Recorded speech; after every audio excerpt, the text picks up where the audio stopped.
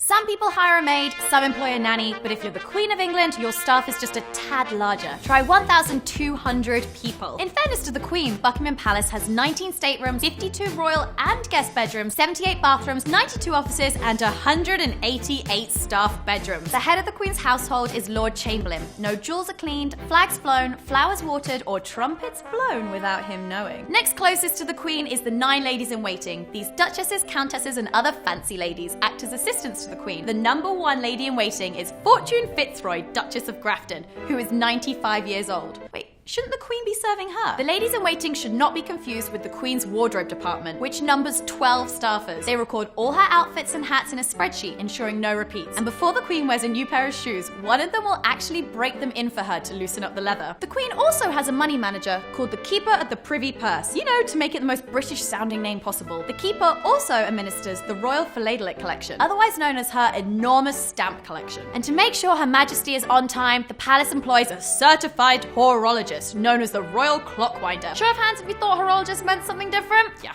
me for sure. You think that's an oddly specific job? Well, you haven't met the Queen's swan marker. It turns out the Queen owns all the swans in the River Thames, and every year the swan marker conducts a 5-day swan census. There are over 2,000 swans according to the latest census, and none of them know that they're royal.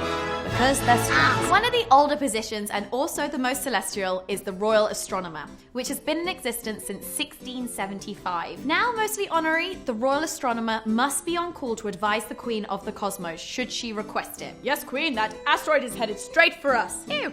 Is it now? When there's a banquet, that's handled by a small staff of only 76 people. As soon as Her Majesty has put down her fork for each course, a page presses a button that changes the colours of an actual traffic light in the kitchen. Footmen emerge immediately to clear everyone's plates, then they head right downstairs to scheme against one another, as we all know from Downton Abbey. I sincerely hope the leftovers are given to the ROYAL Corgis. The Queen's Corgis have been a part of her life since 1933, when her father, King George VI, first brought one home. Since then, the Queen has owned more than 30 of these short-legged little doggies. All of these staff have helped the Queen earn the title of longest ruling monarch in UK history. Long may she reign, for she is great, and the secondary economy she creates, even greater.